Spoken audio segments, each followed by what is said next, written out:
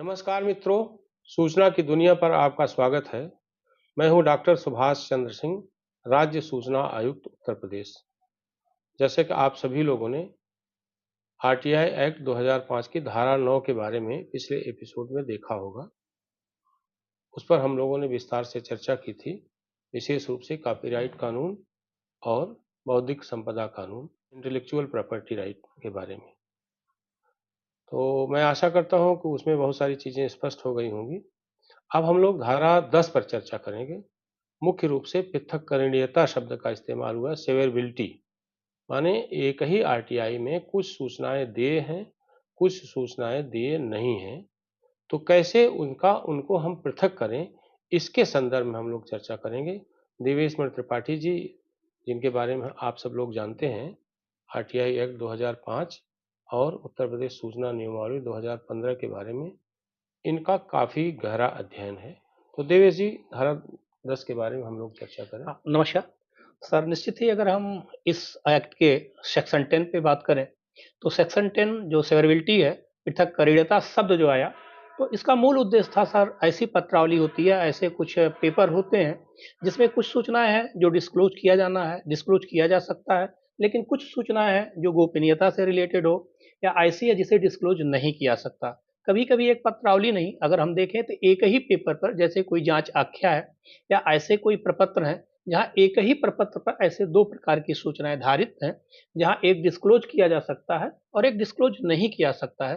तो इसी के लिए सर सेवरेबिलिटी या पृथक्करणीयता बनाया गया, और इसका मूल उद्देश्य ही है कि जन सूचना अधिकारी उसका अध्ययन करे और सबसे पहले ये चीज देखे कि कौन सी सूचना दी जा सकती है और कौन सी सूचना नहीं दी जा सकती है।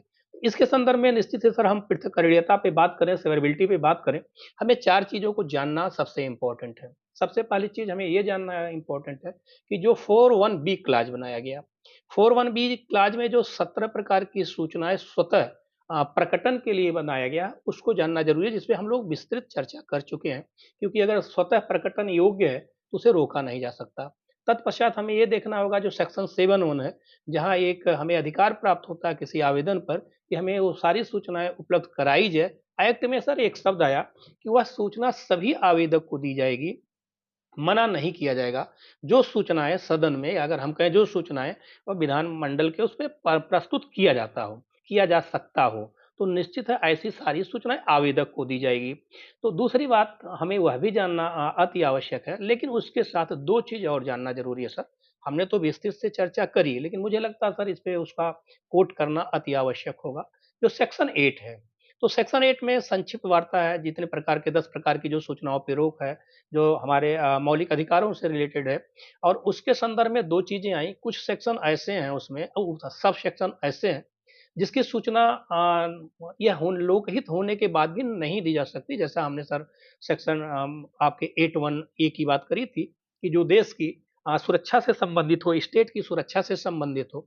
लेकिन कुछ सूचना ऐसी है जो व्यक्तिगत है, गोपनीयता से रिलेटेड है, यहाँ तक कि जो 1923 मेरा एक्ट है गोपनीयता का, उससे भी रिलेटेड है, लेकिन वह मानवाधिकार से रिलेटेड हो, भ्रष्टाचार से रिलेटेड हो या बड़े जनहित को प्रभावित करता हो, तो सेक्शन 8 के आच्छादित होने के उपरांत भी सूचनाएं दी जाएगी। हम सेक्शन 9 पर थोड़ी सी चर्चा करें, जिसपे हम लोगों ने बात करी थी। सेक्शन 9 पर एक जो ग्राउंड ऑफ एसेज, कुछ इंफॉर्मेशन को रोकने का अधिकार दिया गया, जिसपे हम लोगों ने इसके प्रीवियस सेक्शन में बात की गई थी। जो उसका मुख्य उद्देश्य था, जो यही कहा कि जो ये जो सेक्शन 9 है, ये इंपॉर्टेंट सर इसलिए हो जाता है पृथकीकरण में, क्योंकि इसमें एक ही सेक्शन में, जैसे हम लोग बात किए कि जो एक्ट हमारा है, कॉपीराइट एक्ट है, उसके संदर्भ में दो चीजें, कॉपीराइट का एक्ट 51 और कॉपीराइट का जो एक्ट का जो सेक्शन 52 है, जिसमें सर्वोच्च न्यायालय ने एक आदेश भी पारित किया था इसके संदर्भ में। तो जो वो स्पष्ट आया कि without prejudice of to provision of section 8, अर्थात जो सेक्शन 8 के प्रोविजन को प्रभावित किए बिना कोई भी ऐसा रिक्वेस्ट अगर आता है किसी जन सूचना अधिकारी के पास कि जिसका ग्राउंड कॉपीराइट से रिलेटेड हो, और वो उसे देने से मना कर देगा, जिसमें सेक्शन 51 और 52 कोट किया गया है। तो इस चीज को जानने के बाद तब हम सेक्शन 10 पे आते हैं। जो सेक्शन 10 पृथक्करणीयता है, पृथक्करणीयता का तात्पर्य है कि किसी चीज को अलग करके उपलब्ध कराया जाना या कुछ सूचनाओं को अलग करके और उसको रोका जाना। हम लोग बात करें जैसे एक गुरस्वरूप सिंह के मामले में एक केस आया था, या ऐसा कई केस आया। एक आया था chartered accountant of India versus इसके सत्या के, उसमें आया, माननीय सर्वोच्च न्यायालय ने इस पे भी बहुत अच्छे आदेश दिए थे। तो इसमें यही चीज आई कि कोई ऐसी सूचना, कोई ऐसे इंफॉर्मेशन जहां एक ही पत्रावली पर दो प्रकार की सूचनाएं हैं, जिसे कुछ सूचनाएं दी जा सकती हो, कुछ सूचनाएं नहीं दी जा सकती हो। तो हाँ, इस पे दो सेक्शन बनाए गए, इस सेक्शन के दो सब सेक्शन बनाए गए।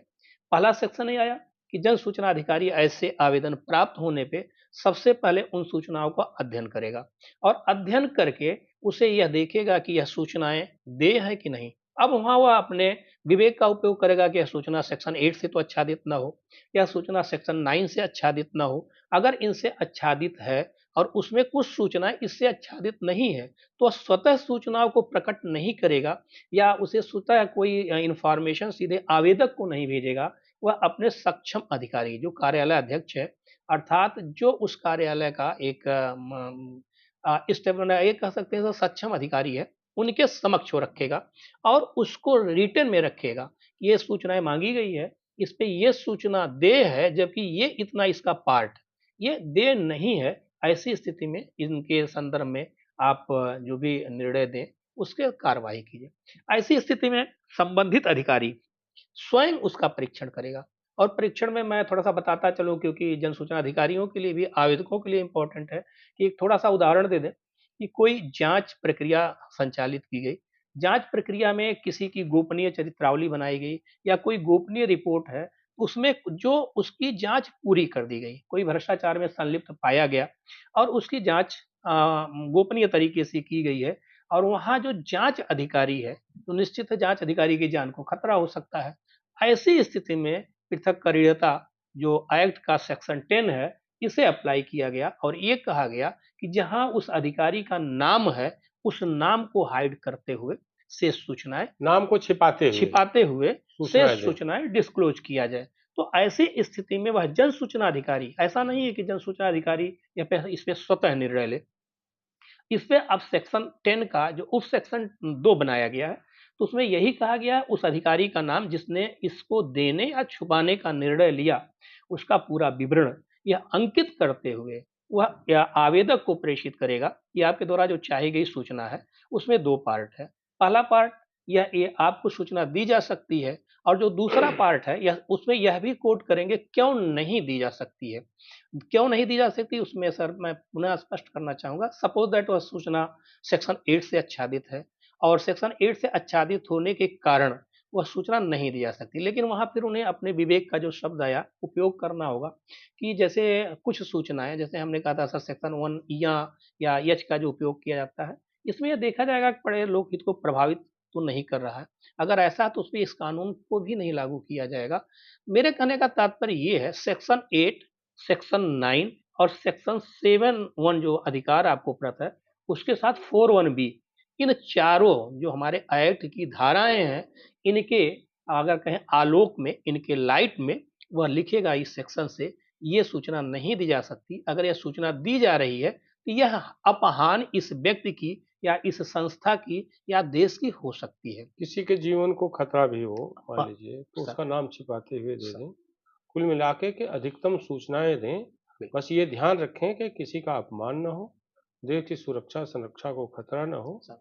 और व्यक्ति की सुरक्षा भी हो, इसको ध्यान में हाँ, रखते बिल हुए। में एक चीज़ और हम बताएँगे सर। हाँ। जैसे हमने तभी कहा था कि जब हम लोग सेक्शन 21-22 की बात करेंगे, तो उसमें इस पे एक विशेष प्रकाश आएगा कि जिसमें एक चीज़ आया कि बहुत सी चीज़ें ये कहा गया कि ये ओवरराइड करती है।